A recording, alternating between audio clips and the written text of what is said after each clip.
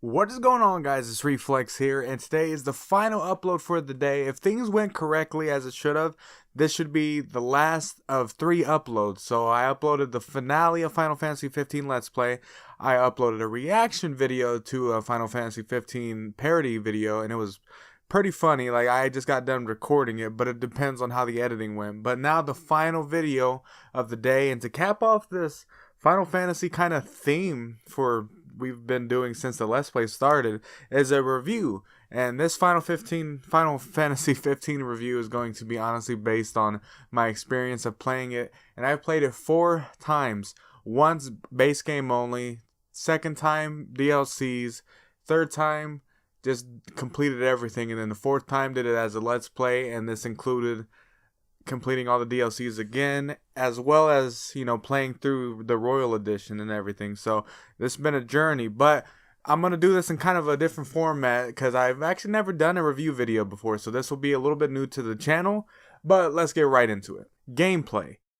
Now, one thing that I honestly really do enjoy about Final Fantasies is their gameplay, and the thing about their gameplay is it has changed throughout the years. It always started and it had the turn-based style, and it's been like that for a very long time, but it started to kind of leave that style into when it actually was Final Fantasy 13. They kind of turned into a attack-based, a little bit of like, it was still kind of turn-based, but if you don't press the button and actually signal your attack, then the enemies will attack you pretty much. And it was more real-time based fights, which kind of added a different element to it. People didn't like it, but Final Fantasy 15 kind of threw that away a little bit and enhanced it even more. They instead went for a real-time, basically gameplay, and then as well as kind of dumbed it down a little bit and took away the strategy of it. And what I mean by this is that basically you can just hold B or circle, whichever your console you're playing on, but hold B or circle and you'll attack and do all this and that, and then the occasional RB or R1 and Y to do your warp strikes, and then basically that's all it was. And that does get boring after a while, but you really don't notice it when you're playing the game. And now you're probably thinking, there's no way you don't notice it, but it honestly is true. Playing through this game, you honestly don't notice that you're just pressing one button. And as much gripes as people's given the combat system, I can't hang with that. I really can't. I think the combat system is good. I think the difficulty factor is a different talk, and that'll be the next point. But the gameplay factor is honestly, it's fun, it's fluid, it's smooth, and this new Armiger Unleashed that they put out gives it a little bit more of a combo-esque feel to it, at least to the Armiger part. But I think the gameplay was fine. In all honesty, I think the gameplay was good. Difficulty. Now, in previous Final Fantasies, even in 13, difficulty has been a thing where basically it needs strategy. A Final Fantasy, normally you need strategy to beat it, or at least to get past with ease. And the thing about Final Fantasy 15, and my biggest gripe of it all, is that difficulty wasn't a factor in it at all. It was not. New Game Plus wasn't even anything different. It was like nothing different at all. And basically, if you had enough potions or enough mega elixirs or anything like that, there will be no hindrance of anything. You could beat everything at level 1 if you wanted to, if you have enough items. And that's the truth. It might take longer, but it will be still like easy to beat everyone because it's not that hard. If you know the move sets of the enemies, then you can dodge pretty much everything.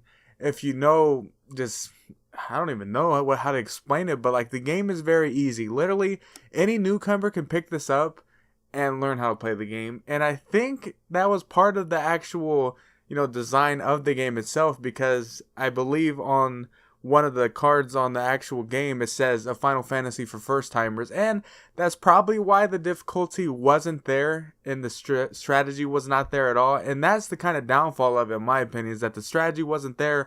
Therefore, there aren't these amazing bosses. Like, there's amazing bosses, but what makes previous bosses hard and awesome is the fact that they had that difficulty aspect to them. And the fact that they kind of went away from that dies it down a little bit, and the enjoyment factor of actually completing or beating a boss doesn't really feel that great. The exception for Omega, which is a new boss that was added in the Royal Edition. It is the only boss in the game that I can say is actually hard.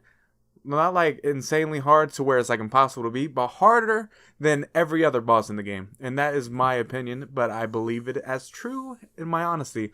But yeah, that's the only thing that can be considered hard. So if you didn't get the Royal Edition, then the game was pretty much easy. Everything was pretty much easy. And that's the only gripe I have about the difficulty and pretty much the whole entire game. Story.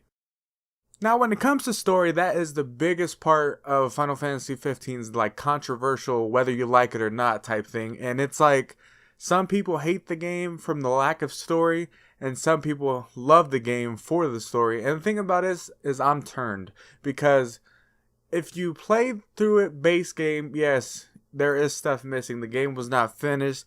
The game was missing like a lot of points in the game, and that kind of just goes back to just the development of the game when they went away from Final Fantasy Versus 13 and went to Final Fantasy 15, and basically I don't know if they were just short on time or something, but basically they were missing a lot of key points in the game that came out as DLC later. But if you played the game just as soon as it came out, stuff didn't make sense to you, stuff seemed rushed, and just the story seemed very incomplete, and that's what people, were mad at.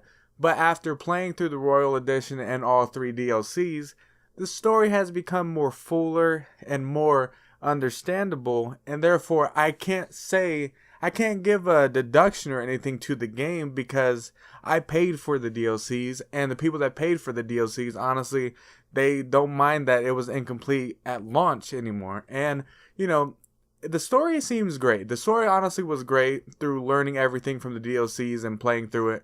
Now, if I were to base my review on the base game, then it'd be a little bit lower. But since I'm not doing it that way, and I'm actually basing it on my experiences through the whole entire game, pretty much finished at this point, except for the 2019 episodes that will be dropping. But that will add more story. But honestly, we have enough story that I can base a valid argument about the story on. And honestly, I thought the story was good. The story was great, and people can say what they want about it, but my opinion is the story was good. It was incomplete at the beginning, but it became fuller. Is there still parts that are missing that you would like to get clarified on? Yes, but I still feel like it filled it up enough to where I enjoyed it and understand enough of it. DLCs. Now, this is the part where I kind of let people know that the DLCs, they're a must get for the game if you're a Final Fantasy fan, or even you just want to learn more about the stories. But the thing about these DLCs, they're fun in their own right. Now, the first one, Episode Gladiolus, was very short, but it told that little bit of time that he was away from the group. It told that story perfectly, from the fight with Gilgamesh and, the trials of Gilgamesh and all that. And it told enough story and everything that you can understand a lot of, like, pretty much where Gladio went, and learn more about Core as well, which was honestly pretty cool. So that added a lot, but it was short, so that was a little bit of people's gripes about it. Now, Episode Prompto, I believe, was the longest episode out of all 3 of them. And it was very fun for the fact that it kind of brought a new aspect to the game. The shooting and everything. It kind of, it could implement stealthiness a little bit if you wanted it to. But it just added a new gameplay style to the game that was pretty cool. But you also got to learn, Prompto's origins. You got to learn what happened after Noctis accidentally made him fall off the train. And it put a lot of connections to the story, which was very, very good. Now, Episode Ignis, the main one people were looking forward to was how he got blind, and it added a big, just kind of excitement factor in the trailer alone when it showed him about to put the ring on. You were like, oh boy. But when you actually played through it, it was very fun. The combat was fluid, hard to understand at first, because it was like, I don't know, part of it I really didn't get, but it was fun nonetheless. Now, if you wanted, you could capture all the, points and make sure that there was no enemies anywhere in Altissia. And you could do that if you wanted, but I didn't. But nonetheless, it was honestly pretty good. It was a good DLC. It brought a lot of light onto what happened. And the combat, like I said, was smooth, but it was especially just fun because you also got to learn more about Ravis. But you also, when you put on that ring, you felt like you were Ultra Instinct all of a sudden and beating the crap out of everyone, and then beating the crap out of Arden, which was a plus. But also that alternate ending to the game pretty much through the Ignis DLC was also like pretty awesome because one, Ravis lives, And, it just gives a better sense of like, I don't know, it's probably the ending that people wanted versus the ending that people got. And I can't agree with that, but that's probably what I've seen a lot of people saying in that DLC. So whether or not I agree, it's not my opinion. It's just like, I enjoyed the DLC nonetheless. Completion value. Now, completion value, what I mean by this is, do you get anything for completing the game? And that is a negative. Like, you don't really you get the satisfaction of getting all the achievements. You get the satisfaction of getting certain items that you really can't get unless you complete certain things. But the thing is, these items they give you are not valuable in any way, shape, or form other than you can make a spell, which isn't even that cool to begin with.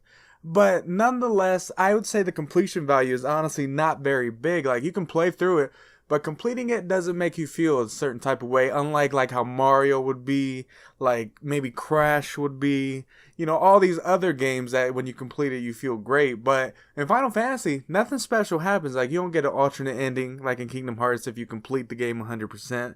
You don't get any specific characters appearing when you complete the game like Crash. Like, nothing like that happens. So honestly, the completion value is something that like kind of dies it down for me because I love completing games, but this one just felt like it didn't give you enough for completing it. Replay value. But now the most important thing about a game is the replay value. Can you replay the game after you completed it? And the answer is yes. For this game, you can, because literally you can do the first playthrough. Like, this is how it was for me. First playthrough, I played the base game. And then second playthrough, I did all the side quests. Third playthrough, I played all through the base game again with the DLCs. And then fourth playthrough, I played through it all again with the DLCs for a Let's Play. And the thing is, it never died down. Like, I realized that some of the gameplay, isn't much different, Now you don't really do anything different, but you can play through the game at least 3 times and not get bored of it, because you can do things differently. Like I said, first playthrough, you can just play through the game, beat it, and have fun that way. Second time, you can just do all the side quests and then do the secret stuff like the Menace dungeons or the Pitos dungeon.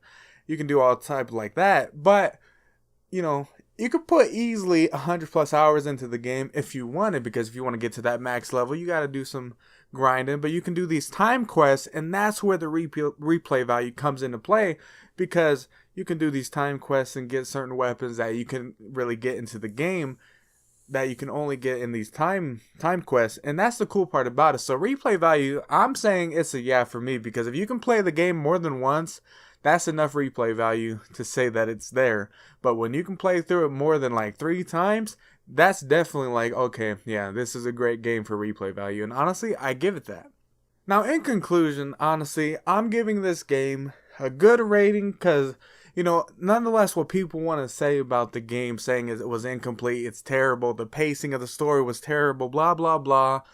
I'm giving this game an 8. Well, I want to say an 8 out of 10. But now I'm giving it a 7.5. I'm like in the middle. From a 7.5 to an 8. And the reason I'm giving it that low is because, like I said, the difficulty was not there. So it didn't give me the feeling of like triumphantness when that's not even a word, but it didn't give me that feeling when I beat certain bosses like how previous Final Fantasies did. Second gripe is not really a gripe, but just rather, the incompleteness from the start. And that's the only reason right there why it's a 7.5 and not an 8. Because you add those two things. Because I can't not deduct it for that. Because, you did have to pay extra money for things that could have been in the game from the start. But regardless, a 7.5 is a lot higher rating than most people give this game. And it could be an easy 8.5 for me. But for now, I'm giving it just that. And the thing is about the Royal Edition, too, you add that into it, I might give it an 8. You know what? I'm going to give it an 8. Because adding the Royal Edition in, it clears up a little bit more valid story points, adds extra bosses into the game, adds a new style of the end game that's like almost completely different. So you know what? I'm giving it an 8. And the game was great. Overall, the game was great in my opinion. And even if it was a 7.5 that I gave it, that's still a good rating in my opinion. But yeah, hopefully you guys did enjoy this review, as well as the ending of pretty much the triple upload. And if you did, leave a like, subscribe, and you guys know the drill.